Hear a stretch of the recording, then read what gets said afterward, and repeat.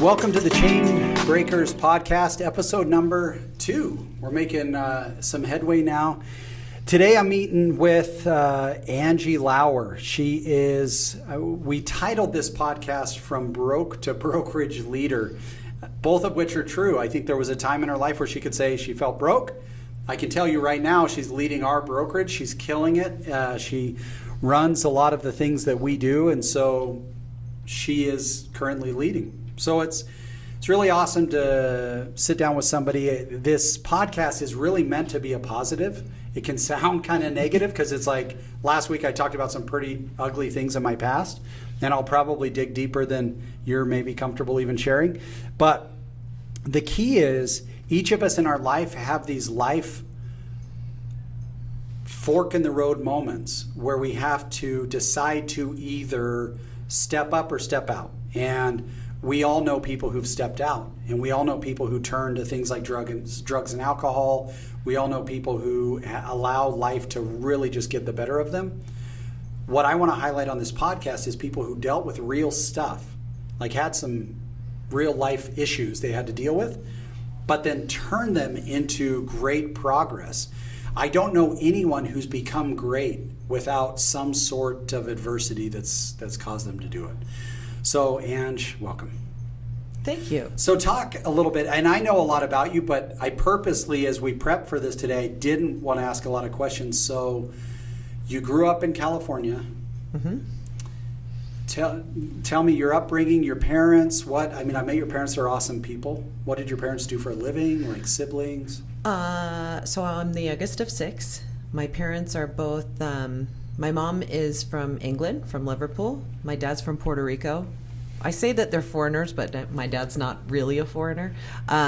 He grew up in Kansas. Yeah, your dad looks as Puerto Rican as I look Mexican. Well, yes. And so my dad was in the Army. So I was born on a military base. Yeah. We were in the Army, moved all around, which is probably why I can adapt to different situations. So what did your dad do in the Army?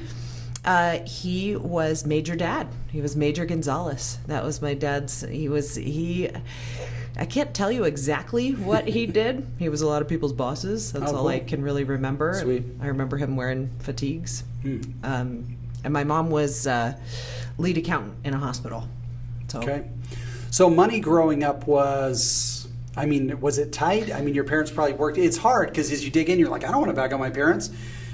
So my mom and my dad worked their asses off because, like I said, I was the youngest of 6, and we lived on the military, and my mom was going to college, and my mom and dad wanted us all to go to private schools. Oh, wow. So they had to pay for 6 kids to go to private schools. So money was tight. I remember there's a funny story that my dad used to take dry milk and put it into the milk carton and make us all try to drink the milk. To make it think that it was real milk. Yeah, and we were all like, we're not drinking this crap. And then my dad would get a promotion and we would all go to the commissary and have our get real milk. Yeah, get real milk.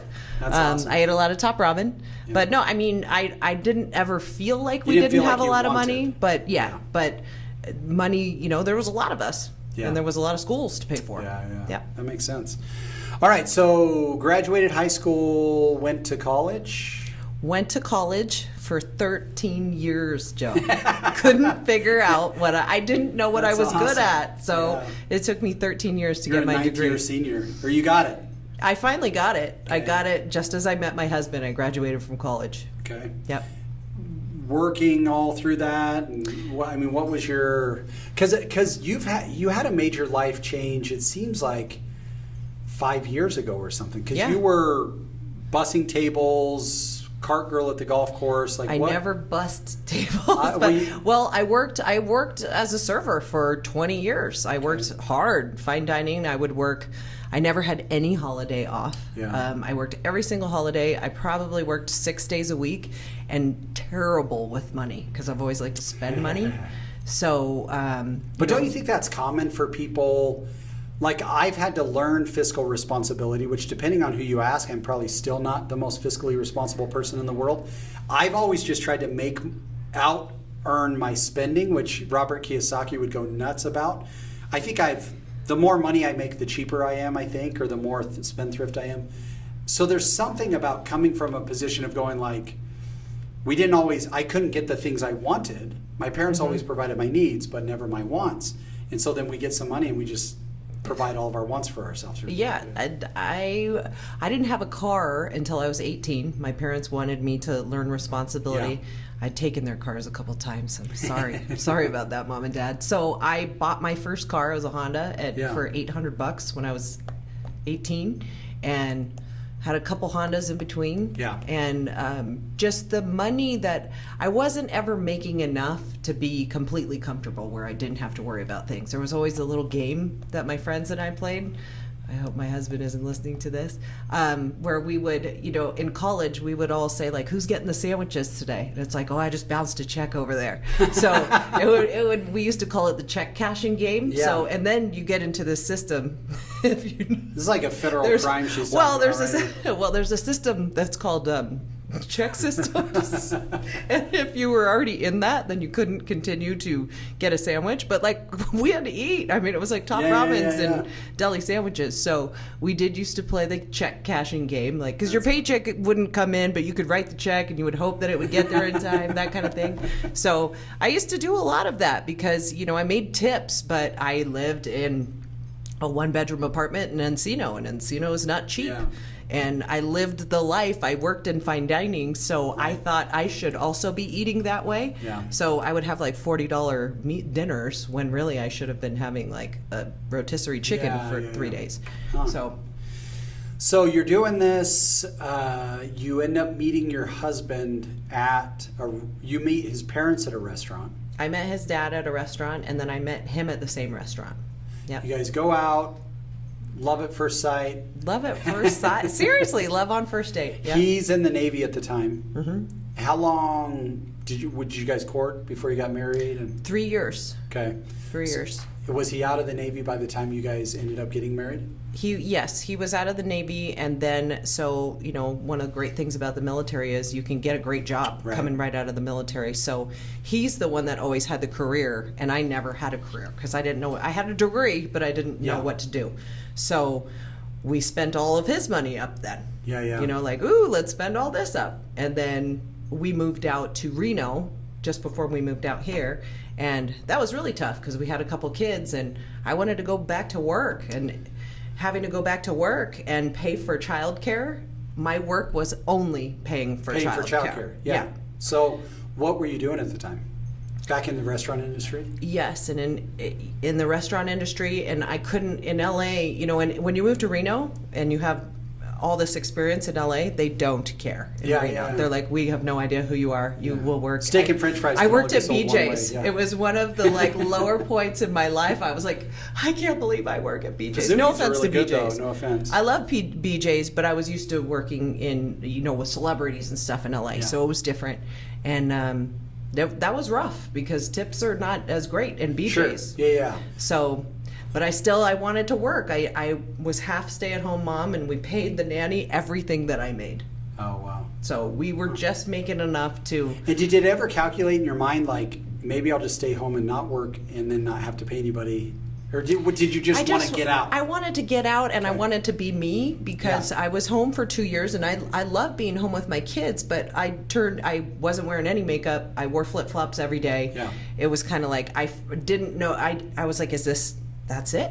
Like, this is what life's going to be for 18 years. I'm only going to be them. Yeah. And I love them, but at some point, they're going to go away, and then who am I going to be? I got to figure something out. That makes sense. Yeah. So you're in Reno. He gets on with Nevada Energy, right? Or a company down here. That came changed down to everything. Vegas. And so what year, how long ago was this? That was 5 years. We've been here 6 years now. Okay. No, we've been 6 years. Yep, okay, so you come to Vegas 6 years ago. How does real estate happen? How do you get into real? Because how long have you been in? 4.5, 5 years? Yeah, almost 5 years. So real estate comes, this was like the game changer. Yeah. So a bartender friend of mine in Reno said, you know what you got to do? You got to work on the golf course. Now that's going to be a fun job. Yeah. So I was like, well, that sounds fun. And I happened to get into the right place at the right time at McDonald Highlands. Yep. And I worked there for about a year. And that's when I met a real estate agent. So you're the cart girl. Cart girl. Driving around, making probably good tips.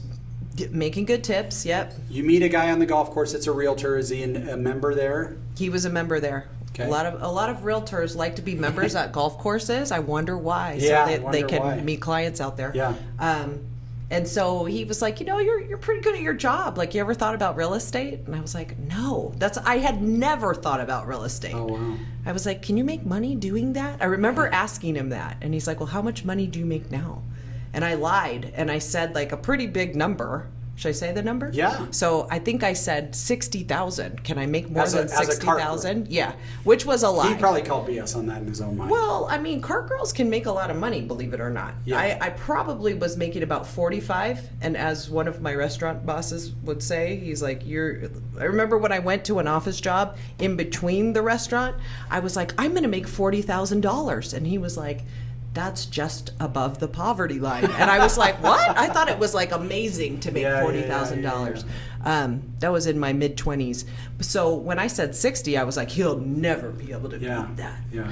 And he was like, we will triple that in your first year. And I was like, where do I go to school? Will you hire me? I remember there are all these things that I think of now. It's like, we are trying to always get people to come in that are new. And I was like, will he take me when I finish school? So, that was it. Yeah, and every once in a while, I think we do meet with agents, and they're like, "Are you guys hiring?" We're like, "We're always hiring." Yeah, like, come on in. I think people coming from a salary plus tips world, entering into a commission-only world, it's a little bit strange for them. But yeah, well, I think it's really close. Like, anybody that works in the service industry, if you are good, or even halfway good, if you're not like always getting like $1 tip, right, you could probably be great at real estate and make great money. Yeah, because that is exactly, it's very similar. If you are a highly customer, you want to make them happy, and you will do anything to make them happy.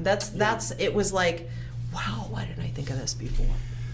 So herein lies the problem, because your story, to some degree, your entrance into real estate story is the tale as old as time. It's like everybody has I was at a closing, I saw how much money the realtor made, my husband turned to me and said, sweetheart, you'd be amazing, and then they became a realtor. Or they had a friend who got out of the hospitality industry and became a realtor, and they became a realtor. Someone on the golf course says you should. So to be honest, there's nothing necessarily unique leading up to that point, but what has happened since that point until now is really unique. So 10, 15 years ago, you're playing the check cashing game with your friends to get sandwiches because you're super broke. You meet and your parents are amazing and steady. Probably had no idea you were broke, and they had a little idea. They had a little idea because I kept borrowing money. So then you meet a guy that's really steady, and you start making money enough to pay for daycare at least. A little bit above that, someone introduces you into real estate. And so it's like, that's a story that everyone has lived. Like, every real estate agent I know has their entrance into real estate story.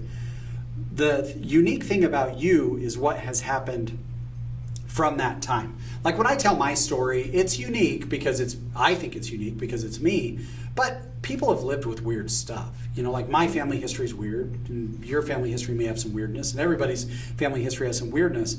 But it's not the weirdness that's unique. It's what do you turn it into?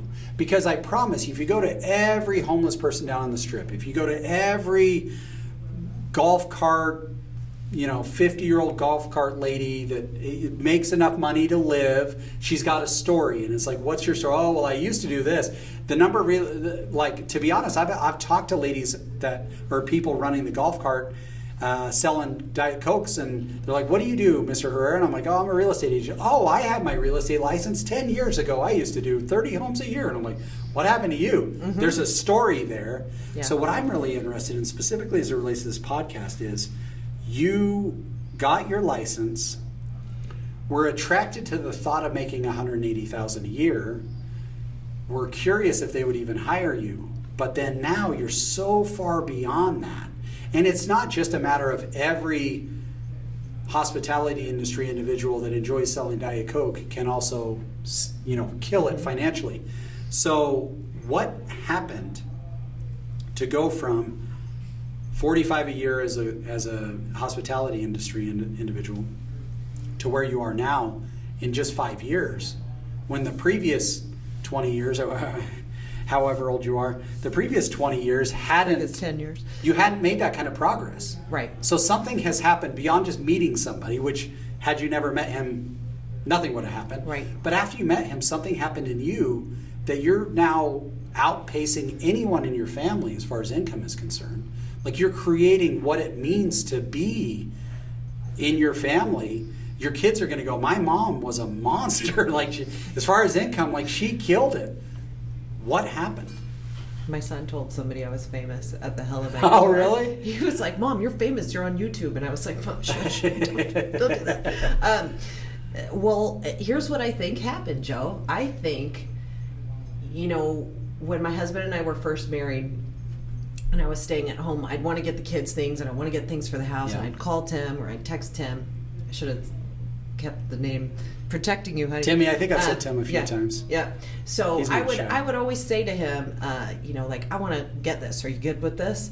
And he always said yes. He never once said no. He was always like, get it, charge it up, baby, do it. So I think, and the funny thing is, I still ask him all the time, can I get this? Like, should I do this? And he's like, why are you asking me? So I think what changed was, in that first half year, all of a sudden, neither one of us had to talk about anything that we wanted. We could do whatever we wanted. Right.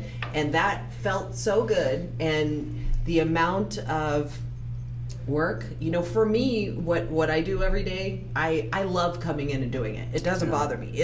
I have to literally pry my phone out of my hand. You have to force yourself to do it when sometimes. I get home, I'm like, stop making money. Like that, because I like doing it. But I think that it was that freedom that came along, like, all of a sudden, like, I don't have to make sure that something isn't going to bounce.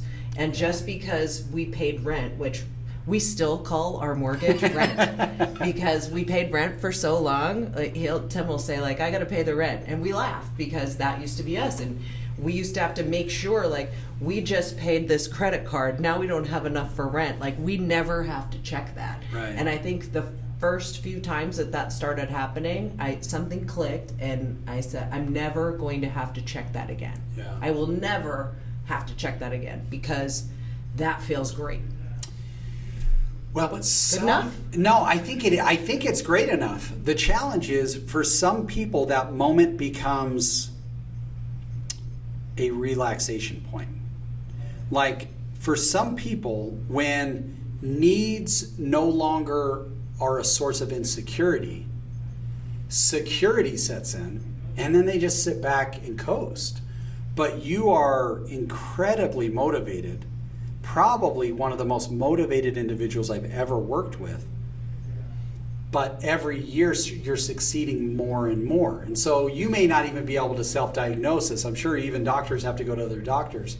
But I'm just wondering, like, you don't come from a family history of immense wealth, so you're not trying to, like, buy the place next to your parents at the Hamptons.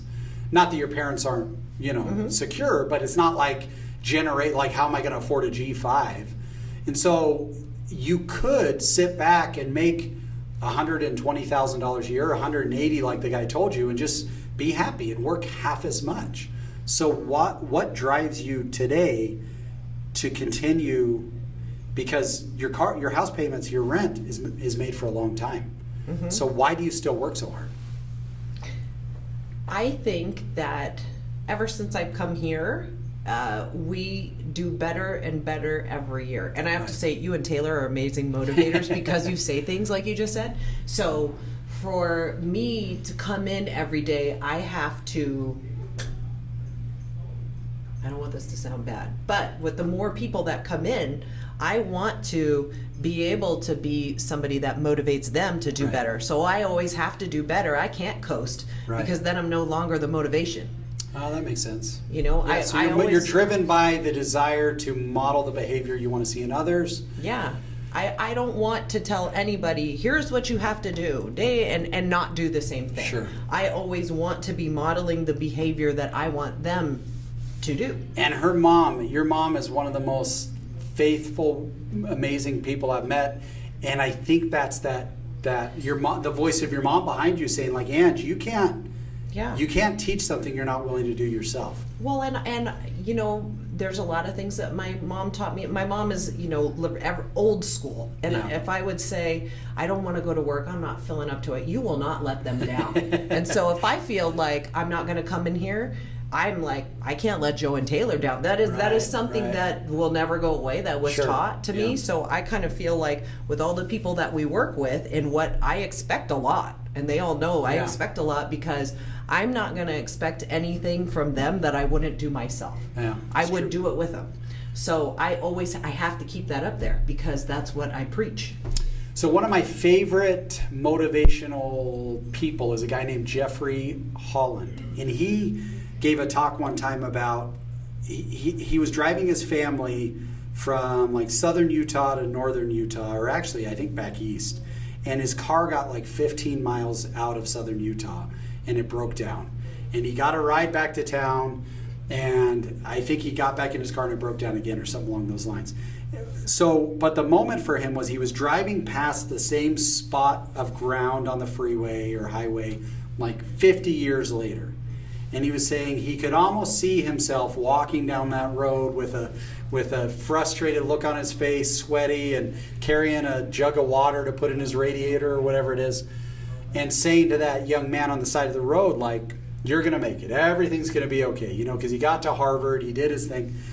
So what is that moment for you? Like, what does Angie now tell Angie 15 years ago, worried that her check's going to bounce just to eat a sandwich?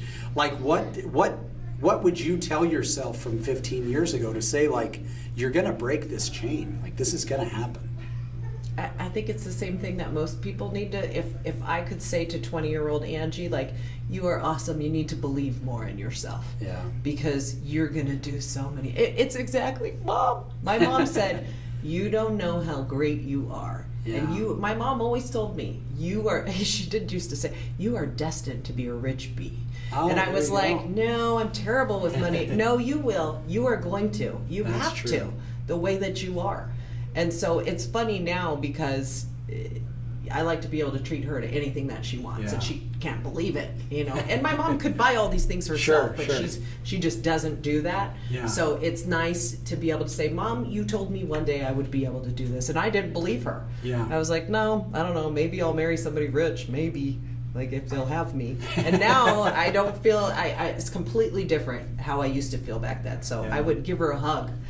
Yeah, so Angie now believes in 20-year-old Angie more than 20-year-old Angie believes in herself. I think that's cool. I think we all need to have that inner voice, you know, if it's a mom, if it's a friend, if it's a mentor, if it's a coach. I mean, you coach others. Like, you coach, there's 60 agents now that you coach and mentor and lead, and it just becomes that same voice of, you are greater than you know. You know, you can accomplish so much more. And I think that's the painful part for me, is seeing people live not beyond or beneath their means, because living beneath your means is a responsible thing.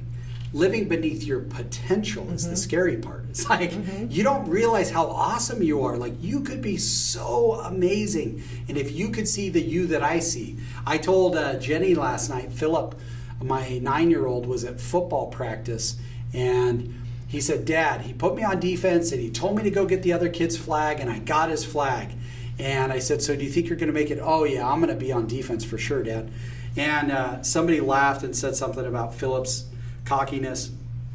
And I made the joke. I just said, the cool thing about Philip is, if he's the only person that believes in himself, at least he's got his own voice, you know, like, and so it's like his siblings are probably like, shut up, Philip, you're so annoying. But to Philip, he is great. And for some people, they can be their own voice. For a lot of us, we need outside influences and voices. Like I told the story last week. I went and sold a storage system to a guy, and the guy was like, Joe, you're awesome. Good job. Like, you're a good salesperson. Why are you selling this? Like, go sell an airplane or a house, or go sell something big. You're like, and I was like, do. Well, no, at the time I wasn't selling houses. Oh. And so I got my license, went into selling overhead garage storage systems like 6 months later. And then I went to this house. This guy was a home builder here locally, and he said to me, like, why are you selling this? Go sell a house. Like, you can make 100 times more. And I got back in my car and I thought, like, man, if he sees that in me, maybe I should see it in myself. So you have your mom, you now are that person to others. So I guess I always kind of do this 30 seconds, a minute of advice, like, to the young Angie, not yourself, but to other individuals, like, what advice can you give somebody who needs to make that change? Like, they're in a crappy life, a crappy job, a crappy marriage. Like, how does somebody dig themselves out? I mean, you almost probably imperceptibly did it. Like, you just did it over time. You met Tim and you're just super talented. So it's, how can you help someone who is struggling to find the why? Well, I think when real estate came along, I kept thinking, like, this is too great. This is not going to be for me. So number one, I would say, if something comes along and it seems really great, look into it, explore it, because if it is great, you can do it. Just because it sounds so great doesn't mean you're not going to do it. I remember thinking, like, this is not going to go anywhere. I'm going to be back in the golf course in like 3 months.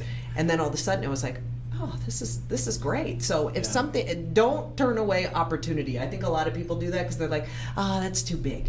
Yeah. So dream big. And I know a lot of people say that, dream big, something great comes along, take a stab at it.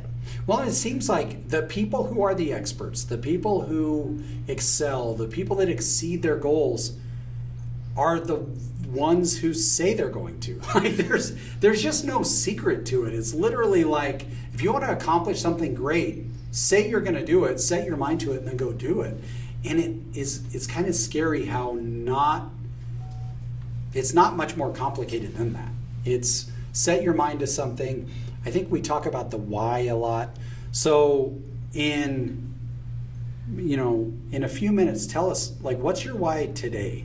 Like, your why before was, it's nice that my rent is paid and I don't have to worry anymore. Like, what's your why today? You talked about leading other individuals, your family. Like, what do you want to accomplish in the next 5 to 10 years? Retirement. No. Financial freedom. My why today is my kids, because it is extremely important to me that my kids have Tim and I's work ethic and also the ability to be kind to people while we're working. And that is something that, although I fought my mom every step of the way, she was able to teach me that. And I didn't have I didn't have all of the things that my kids have. So that makes me very nervous. So my why today is to have more time so that I can spend it with them and learn the things that I need to do to they're ingrained in me because my mom taught me that, but just to make individuals that are going to be more awesome than I could ever be, and learn from my mom's mistakes and my dad's mistakes and things that there's a lot less mistakes than there is good things that came out of it. So I want to take all of those things and make it better. And I feel like money creates time. Yep. And time is what I need more of so that I can make sure that my kids have that. So that's my biggest why. Oh, that's Not awesome. That I need to make more money, but just make enough so that I have enough time to be with them. Yeah. Well, and I think it's pre-programmed in us by, it'd be interesting to know who did the programming. It's either poor people or rich people tried to get everybody to think if you have money, your kids are going to be bad. And it's like, I think if you go and interview the homeless, I doubt the vast majority of them came from hardworking homes with a lot of money. Yes, there would be some, but it's almost like we're all afraid to make money and spoil our children because we're afraid they're going to end up homeless. And it's like, well, I would bet most homeless people grew up with parents that were pretty irresponsible.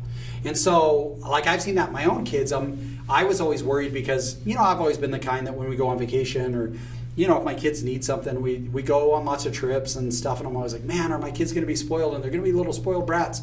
Mm-hmm. But they're turning out awesome. And because it's not necessarily money and the lack of or ability to make or have, but what you do with it that seems to really affect the kids. Mm-hmm. Like, Porter's a really hardworking kid. He comes and washes cars, and he runs his own business. And Evelyn is super hardworking. She made varsity volleyball as a sophomore, and she used to work here. And Joni can't wait to work. And so it's almost like we need to make sure we're not afraid to make money, because kids are going to have their own agency and make their own decisions anyways, but I just think it's kind of funny because everyone who didn't come from a lot of money, who now makes a lot of money, is like, oh man, am I going to screw my kids up? Yeah. But in reality, I think if you do this, so I had a friend one time get divorced, and she said, I'm really afraid my divorce is going to screw up my kids. And I told her at the time, divorce doesn't screw kids up. Divorced people who get all selfish and act weird screw their kids up. Mm-hmm. And to some degree, they got divorced and acted weird and kind of screwed their kids up a little bit. And it's not the divorce itself, it's what people do with it. It's not money or the lack thereof that creates, terrible children. It's parenting. Mm-hmm. And so I think it's cool that you say, I need more money so I could get more time so I can invest more in my kids. Well, Ange, thanks so much for hopping on. I think the key of this, and we're going to learn as we go, is, man, there's so many cool stories with successful people in our industry, and I hope just to be able to tell some of those stories, to go from broke to brokerage leader, to go from, worried about cashing a check to buy a sandwich to you need to buy me a sandwich. Sorry, down to Costa Rica. Yeah, I know. You probably owe those guys money still. Oh man, Santa Cruz, that place, such good sandwiches. They're like, there's those girls. Yeah, exactly. So, yeah. All right, guys, thanks for checking it out. Episode 3 will be dropping sometime next week. Have a great day.